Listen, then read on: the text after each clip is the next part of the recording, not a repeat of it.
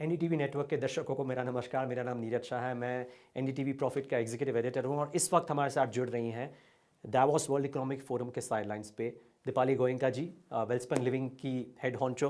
दीपाली जी, हमारे साथ जुड़ने के लिए बहुत बहुत धन्यवाद। धन्यवाद। आई नो हिंदी थोड़ी टफ पड़ जाती है, बट हम लोग फिर भी कोशिश करते हैं आपसे जानने के लिए कि आपके हिसाब से यहाँ पे वेफ पे growth in a fragmented world कहा जाए तो ये माहौल ग्रोथ के लिए, इंडिया के लिए और इंडियन कंपनियों के लिए कैसा है? मैं ये बोलना चाहूँगी कि आई थिंक इंडिया के लिए इतना अच्छा मौका और इतनी अच्छी अपॉर्चुनिटी मैंने कभी नहीं देखी। बिकॉज़ इंडिया मैं कहना चाहूँगी बहुत बड़े आई थिंक फोकस में है यहाँ पर, एंड बहुत positively in the positive light. मतलब लोग प्रिडिक्ट कर रहे हैं कि 5 ट्रिलियन तो दूर की बात है, 10 ट्रिलियन की इकॉनमी के लिए इंडिया की बात हो रही है, और वो बहुत महत्वपूर्ण होता है इंडिया की स्कीम ऑफ थिंग्स के लिए।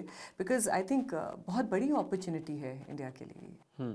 सो पिछला दशक अगर देखें, last decade was entirely about services के सर्विसेज का ग्रोथ हो रहा है, सर्विस एक्सपोर्ट्स हो रहे हैं। कहा जा रहा है कि ये डेकेड शायद मैन्युफैक्चरिंग का लेड हो, ये 10 ट्रिलियन की जो बात हो रही है उसमें भी। क्या आप भी ये मानते हैं, और इसमें वेल्सपन ग्रुप का क्या रोल रह सकता है?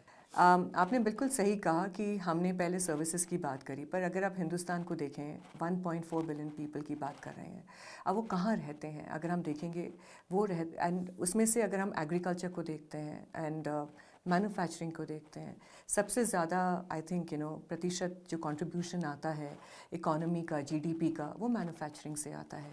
और अगर हम हिंदुस्तान को अगर 10 ट्रिलियन डॉलर्स की जीडीपी की तरफ लेके जाना चाहते हैं, तो ब्लू कॉलर एसोसिएट्स हैं जो वो उनको हम कैसे ग्रोथ देंगे अगर मैन्युफैक्चरिंग का एक हिस्सा अगर यहाँ पर नहीं होगा। तो सर्विसेज एक बहुत इंपॉर्टेंट एस्पेक्ट है, बहुत बड़ा ज़रिया है, बट आई थिंक मैन्युफैक्चरिंग के लिए अगर हमको पूरे हिंदुस्तान को साथ लेके जाना है, तो इसके लिए हमको अपने ब्लू कॉलर्स को और जो एक जो बॉटम ऑफ द पिरामिड पे है, उनके लिए एक बहुत बड़ा एक मौका मिल जाता है इनको आगे ले जाने के लिए।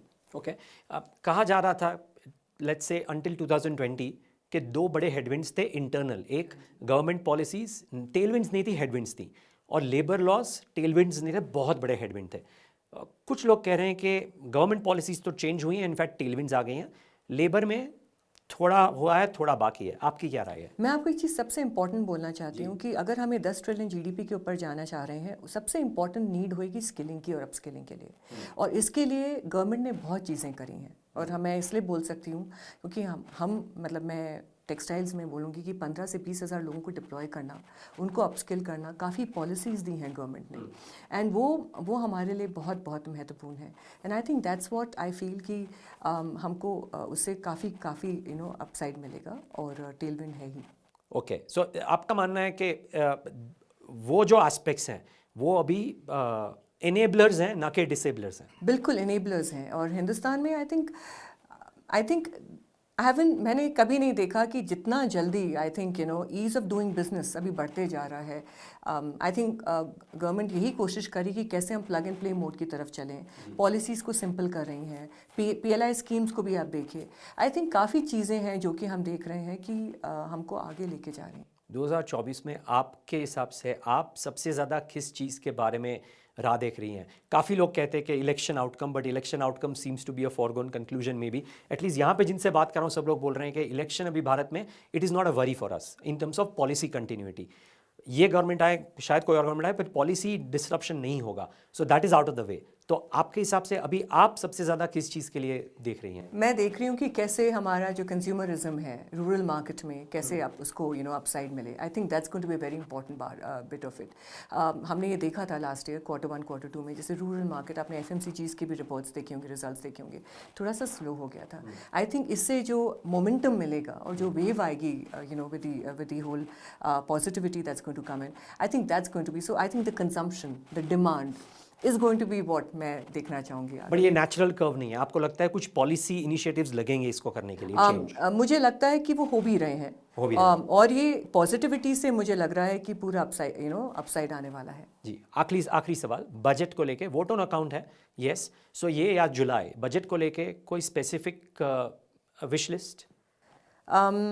काफ़ी चीज़ें यही रहेंगी कि कैसे इंडिया को सप्लाई चेन को एक सोर्सिंग डेस्टिनेशन के लिए और क्या क्या महत्वपूर्ण रखता है वो देखना बहुत ज़रूरी है. I think that could be a very important thing for me and वही सबसे बड़ा मेरे लिए एक किस्सा रहेगा. दीपाली जी, आपकी कंपनी ने बहुत अच्छा करा है लास्ट 1-2-3 साल में. उम्मीद करते हैं इससे भी बेहतर हो आगे आगे वाले दशक पे. हमारे साथ जुड़ने के लिए धन्यवाद. धन्यवाद. Thank you. एंड दर्शक हमारे साथ जुड़ने के लिए धन्यवाद.